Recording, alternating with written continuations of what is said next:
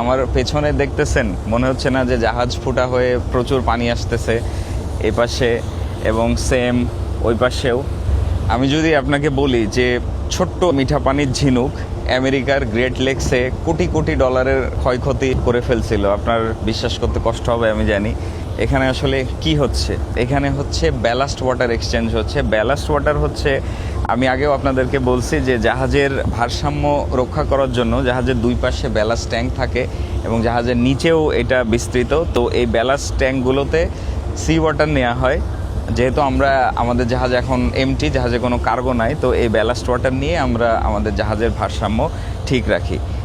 এই ballast water যেন এক সমুদ্র থেকে অন্য সমুদ্রে না যেতে পারে। ফর এক্সাম্পল, আমরা এখন মেডিটেরেনিয়ান সিতে আছি, আমরা মেডিটেরেনিয়ান সি এর ওয়াটার আটলান্টিক ওশানে নিয়ে যাব না। সেই কারণে আমরা আটলান্টিকে পৌঁছানোর আগে এখানকার সমস্ত পানি এইভাবে আমরা আস্তে আস্তে এক্সচেঞ্জ করে ফেলবো, যেন মেডিটেরেনিয়ানের যে সামুদ্রিক প্রাণী, ক্ষুদ্র অণুজীব, ব্যাকটেরিয়া ইত্যাদি ইত্যাদি, এইগুলো মেডিটেরেনিয়ান থেকে আটলান্টিকে পৌঁছাতে না পারে। এর পেছনে ওই যে শুরুতে যেটা বললাম, একটা ঘটনা বলে, বেশ কিছু বিখ্যাত ঘটনা আছে। তার মধ্যে হচ্ছে জেব্রা মোসেল।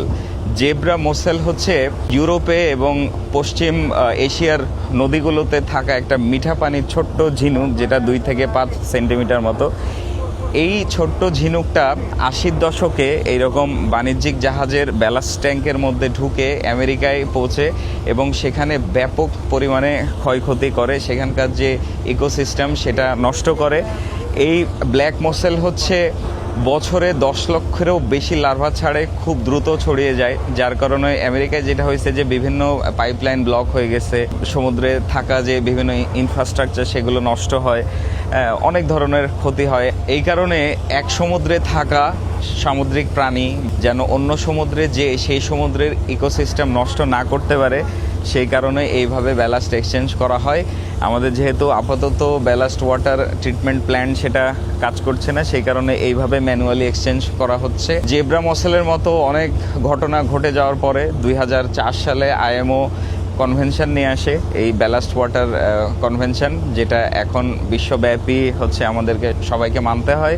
এখানে যেটা হচ্ছে সেটা দেখলে হয়তো আপনার মনে হবে যে শুধু আমরা পানি এক্সচেঞ্জ করছি, কিন্তু বিষয়টা তা না। বিষয়টা হচ্ছে যে সমুদ্রের কোটি কোটি অণুজীব, ছোট ছোট সামুদ্রিক প্রাণী এক সমুদ্র থেকে অন্য সমুদ্রে যে ইকোসিস্টেম যে নষ্ট করা, এটা যেন না করতে পারে, আমরা আসলে সেই ব্যবস্থাটা নিচ্ছি। জাহাজ থেকে আমরা সমুদ্রের প্রতি এতটাই যত্ন নেই, রিজন শুধু একটাই, যেন সমুদ্র ভালো থাকে, সব কিছু ঠিকঠাক থাকে, আমাদের মাধ্যমে যেন সমুদ্রের কখনো কোনো ক্ষতি না হয়।